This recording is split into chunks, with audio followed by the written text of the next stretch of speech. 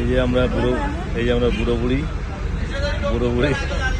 সারাদিন ধরে আজকে কলকাতাতে বাসে মেট্রোয়ে করে ঘুরে বেড়াচ্ছি। বিরিয়ানি খেতে সাপুরজি থেকে বাসে করে সেক্টর 5, সেখান থেকে মেট্রো ধরে, তাই তো? সেখান থেকে মেট্রো ধরে মহাকরণ নেমে বিগত 30-35 বছর একটা দোকানে আমি বিরিয়ানি খাই। সেই দোকানের বিরিয়ানি আমার ম্যাডামেরও খুব পছন্দ। হ্যাঁ, মানে আমার বলতে আপনাদের ম্যাডামেরও খুব পছন্দ। তাই আমরা ওখানে গিয়ে বিরিয়ানি খেলাম, সে আবার মেট্রো ধরে সেক্টর 5 এলাম। সেক্টর 5 থেকে আবার বাস ধরে আবার সাপুরজি ফিরছি। মেয়েরা বাড়িতে সব একা আছে তার ভাইয়ের কাছে, তো তার জন্য আমরা একটু চিন্তিত।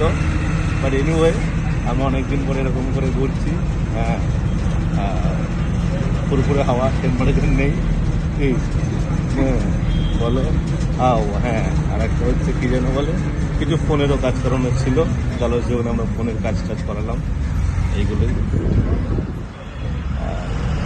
বলে।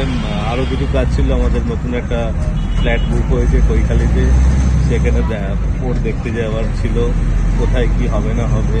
তো একটা 3 BHK ফ্ল্যাট আমরা ওখানে বুক করেছি। তো একটা রুমের সাইজ একটু 10x10 ছোটো ছোটো লাগছে।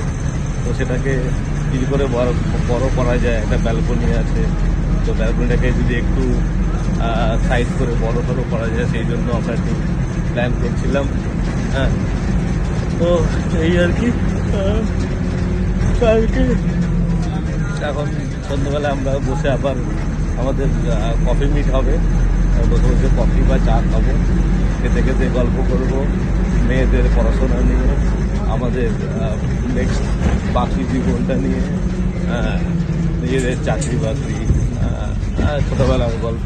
তো ছোটোবেলা থেকে একসঙ্গে থাকি, খুব ছোটোবেলা থেকে। তো ছোটোবেলার গল্প, সাইকেলে করে এসব গল্প করে। হ্যাঁ, তো আমাদের আজকে পাবলিক ট্রান্সপোর্টে ঘুরতে বেশ ভালোই লেগেছে। নর্মালি অভ্যেসটা চলে গেছিলো, বাট আবার করতে ইচ্ছা করছে, বেশ ভালোই লাগছে। ঠিক, তাই তো? বলে দাও কিছু।